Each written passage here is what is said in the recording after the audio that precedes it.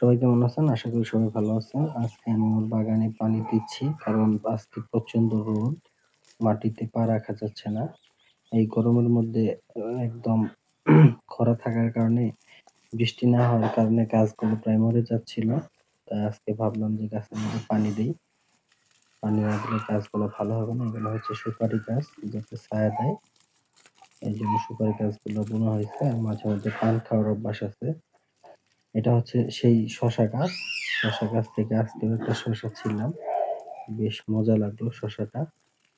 মানে একদম ছোট শশা খাইতে আমার অনেক ভালো লাগে। তাই ছোট শশা খাচ্ছিলাম।